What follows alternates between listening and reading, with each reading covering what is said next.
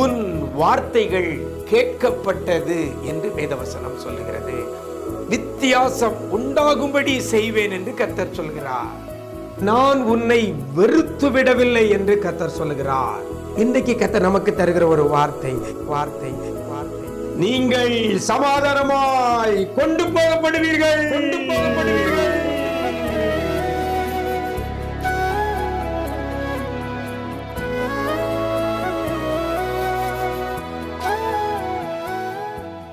கிறிஸ்துவில் பிரியமானவர்களே, ஆண்டவரும் இரட்சகருமாகிய இயேசு கிறிஸ்துவின் ஈடு இணையற்ற நாமத்துல உங்களுக்கு அன்பின் வாழ்த்துக்கள். நல்லா இருக்கிறீங்களா? எல்லாரும் ஆண்டவர் கிருபையில சூப்பரா இருப்பீங்கன்னு கர்த்தருக்குள் நம்புகிறேன். ஒவ்வொரு நாளும் வேத வசனத்தை கேட்டு அதை நன்றாக அறிந்து புரிந்து இருதயத்தில் வைத்து ஆண்டவர் சமூகத்தில் நீங்கள் ஜெபித்து நிறைவான ஆசீர்வாதங்களை அந்தந்த வேத வசனத்தின்படி நீங்கள் பெற்று வருகிறதற்காய் ஆண்டவரை துதிக்கிறேன். இன்றைக்கு கூட உங்களுக்காக ஒரு வசனத்தை உங்க முன்னால வைக்கிறேன். ஏசாயா 55ஆம் அதிகாரம் 12ஆம் வசனத்துல ஆரம்பத்துல சொல்லப்படுகிறது, சமாதானமாய் கொண்டு போகப்படுவீர்கள் என்று வேதவசனம் சொல்லுகிறது. இந்த வார்த்தை இன்றைக்கு உங்களுக்கு நேராக வருகிறது. நீங்கள் சமாதானமாய் கொண்டு போகப்படுவீர்கள். இன்றைக்கு நம்முடைய வாழ்க்கையில சமாதானம் இருக்கிறதா அப்படின்னு கேள்வி கேட்டு பாருங்கோ. உங்க இருதயத்துல என்ன பதில் வருகிறது? இல்லை. பணம் இருக்குது, ஆனா சமாதானம் இல்லை. ஆரோக்கியம் இருக்குது, ஆனா சமாதானம் இல்லை.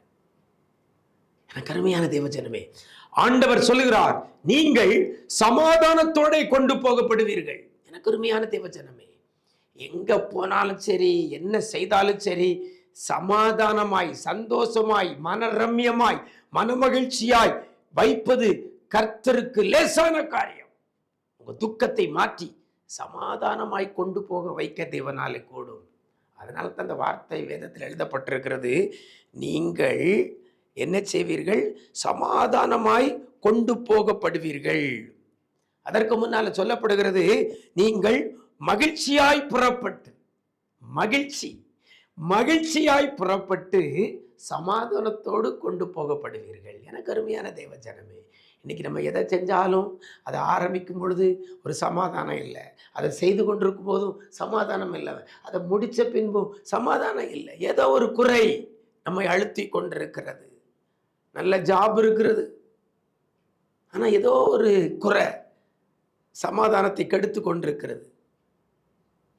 திருமண தடை, கற்பத்தடை, சரீரத்தில் வியாதி, யாரோ சொன்ன வார்த்தை, இப்படி ஆசீர்வாதமாய் இல்லாதபடி சமாதானத்தை இழந்திருக்கிற தேவப்பிள்ளையே, உங்களுக்கு தான் இந்த வார்த்தை வருகிறது. நீங்கள் செய்ய வேண்டிய காரியம், அந்த வசனம், அந்த அதிகாரத்தில் 7ஆம் வசனத்தில் சொல்லப்படுகிறது, தன் வழியையும் அக்கிரமக்காரன் தன் நினைவுகளையும் விட்டு கர்த்தரிடத்தில் திரும்ப கடவன். நீங்க கர்த்தரிடத்தில் திரும்புங்க, கர்த்தரிடத்தில் திரும்புங்க.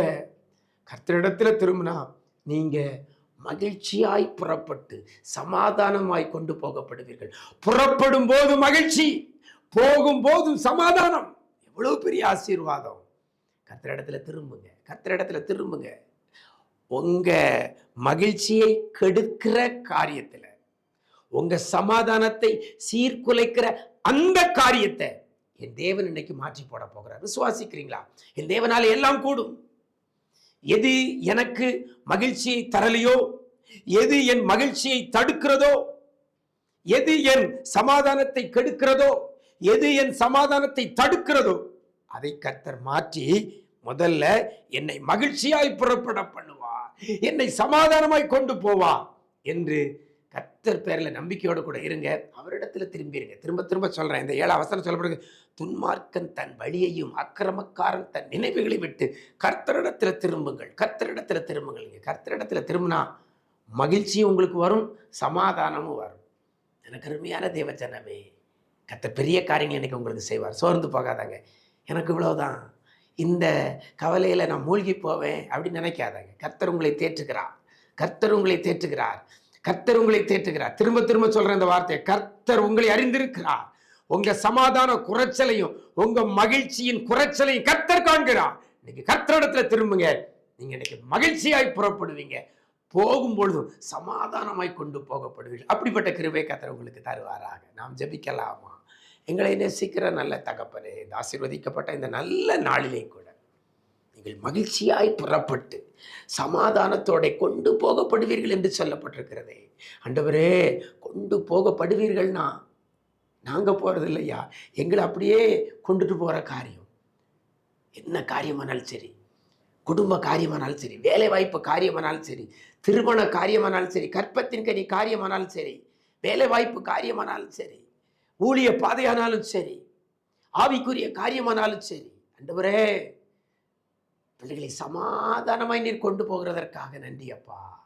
பிள்ளைகளை துக்கப்படுத்துகிற காரியம் எல்லாம் இயேசுவின் நாமத்தில் பிள்ளைகளை விட்டு மாறுவதாக. நடக்க வேண்டிய காரியங்கள் நடக்கட்டும்.